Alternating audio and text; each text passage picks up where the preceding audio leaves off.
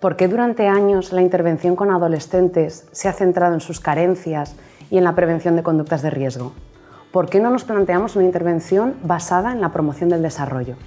A lo largo de la historia, filósofos como Sócrates, Rousseau, Aristóteles describieron a la juventud como maliciosa y malcriada, extendiéndose esta visión dramática y negativa al estudio científico de la adolescencia y, cómo no, a nuestro imaginario colectivo.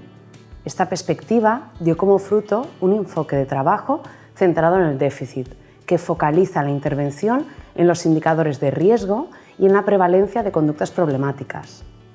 Este enfoque de intervención sigue vigente, pero es insuficiente, ya que la reducción o ausencia de factores de riesgo no dirige al adolescente inevitablemente a un desarrollo óptimo.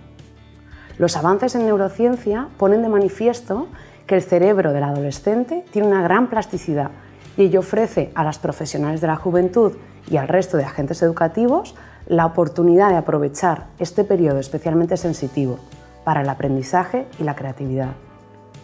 Mientras que el modelo de déficit considera a los jóvenes como problemas a resolver, el modelo de desarrollo positivo percibe a los y las adolescentes como recursos para ser desarrollados. Las investigaciones en las últimas 2 décadas han demostrado que estas intervenciones son efectivas para mejorar las habilidades socioemocionales, la calidad de las relaciones sociales, el compromiso académico y el bienestar, manteniéndose los beneficios a largo plazo.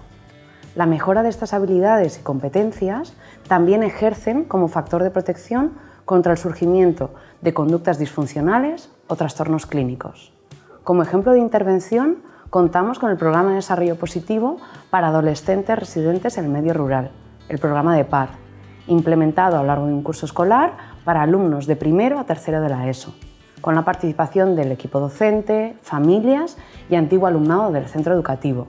Cada semana se trabaja en el aula una competencia, una habilidad necesaria para fomentar el desarrollo pleno del adolescente, como es la autorregulación emocional, estrategias de resolución de conflictos, la toma de decisiones responsables, cómo dar un abrazo o realizar un cumplido, fomentar los valores morales, entre otras.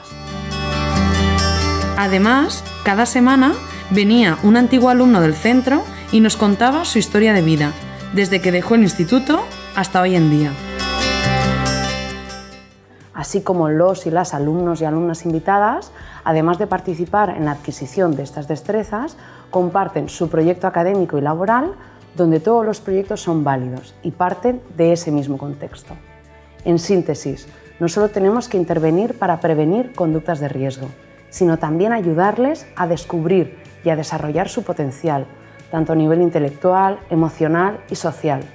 Como profesionales de la juventud, debemos encontrar fórmulas que permitan crear un ajuste óptimo entre el adolescente y su contexto, mediante el establecimiento de relaciones saludables a través de políticas públicas y programas comunitarios.